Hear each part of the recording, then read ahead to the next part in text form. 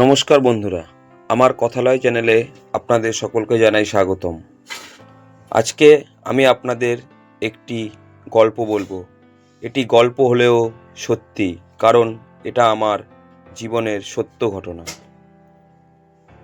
এই গল্পটির নাম হচ্ছে অন্ধকারের সওয়ারি।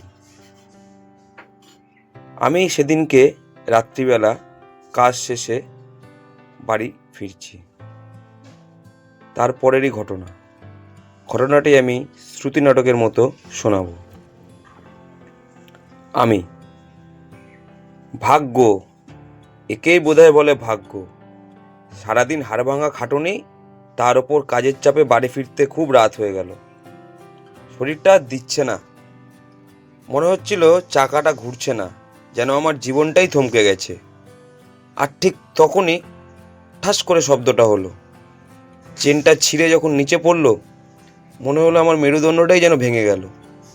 পকেটে হাত দিলাম, একটা 10 টাকার নোট আর কয়েকটা কয়েন, অথচ কাল কাজে যেতেই হবে। আর্থিক অবস্থা যখন দেওয়ালে পিঠ ঠেকিয়ে দেয়, তখন এই ভাঙা সাইকেলটাও হিমালয় পর্বতের চেয়ে ভারী মনে হয়।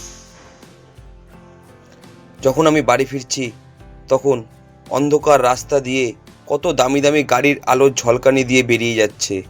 আমার এই পুরনো সাইকেলটার দিকে তাকানোর কেউ নেই। শুধু পিচ ঢালা রাস্তাটার ওপর আমার চোখের জলটা যখন টপ করে পড়ল, বুঝলাম অভাব শুধু পকেট কাটে না, মানুষের আত্মসম্মানটাও ছিঁড়ে ফেলে। আমি তারপর সাইকেলটি হাঁটিয়ে হাঁটিয়ে বাড়ি ফিরলাম। বাড়ি ফিরে যখন দরজায় কলিং বেল চাপলাম, তখন কলিং বেল চাপার পরে দরজা খুলে বেরিয়ে এলো আমার স্ত্রী। ও মা, এ কি অবস্থা তোমার? এত দেরি হলো কেন? আর সাইকেলটা ঠেলতে ঠেলতে আনছো কেন? হাত মুখের এই অবস্থা, কি হয়েছে গো? আমি ক্লান্ত ও ধরা গলায় বললাম, আর বলো না, সব দিক থেকেই আজ কপালটা পুড়েছে। কাজের চাপে দেরি হলো, আর ফেরার পথে সাইকেলটার চেনটা ছিঁড়ে গেল। অনেক পথ সাইকেলটা ঠেলে ঠেলে আনলাম। বউ: আহা, শরীরটা তো একদম শেষ হয়ে গেছে। তুমি হাত মুখ ধুয়ে এসো, আমি খাবার দিচ্ছি। আমি হতাশ স্বরে বললাম, খাবার না গো, কাল কাজে যাব কি করে সেই চিন্তা করো। পকেটে একদম টাকা নেই, পকেট একদম গড়ের মাঠ। সাইকেলটা না সারালে কাল অফিসে পৌঁছাতে পারবো না। এখনকার যা পরিস্থিতি, 1 টাকা বাড়তি খরচ করা মানে গায়ের রক্ত জল করা। সব দোষ আমারই।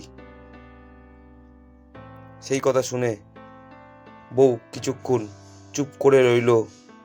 তারপর সে ধীরে ধীরে আমাদের ঘরে গেল। সেখান থেকে একটু আলমারি খোলার আওয়াজ আসলো এবং খুচরো পয়সা ও কিছু নোটের খসখস আওয়াজ পেলাম। তারপর সেখান থেকে বউ আবার আমার কাছে ফিরে এসে বউ শান্ত ও দৃঢ় গলায় বলল, এই নাও, ধরো এই টাকাটা। কাল সকালে আগে মিস্ত্রিকে দিয়ে সাইকেলটা সারিয়ে নেবে, তারপর কাজে বেরোবে। আমি অবাক হয়ে জিজ্ঞাসা করলাম, এই টাকা তুমি কোথায় পেলে? এটা তো তুমি মেয়ের জন্য বা সংসারের কোনো জরুরি দরকারে জমিয়েছিলে। আমি এটা নিতে পারবো না। সেই কথা শুনে আমার বউ একটু হেসে বলল, সংসার তো আমরা দুজনেই করি। তোমার সাইকেলের চাকা না ঘুরলে আমার সংসারের চাকাও ঘুরবে না। যাও তো, এখন এসব ভেবো না। রাত অনেক হয়েছে, বিশ্রাম নাও। কাল আবার নতুন করে লড়াই শুরু করতে হবে। এইভাবেই সেদিনের রাতটা খুব সুখময়ভাবে আমার কেটেছিল। আমি জানালার ধারে গিয়ে দাঁড়ালাম। বাইরের অন্ধকারটা যেন হঠাৎ করেই কেটে গেল।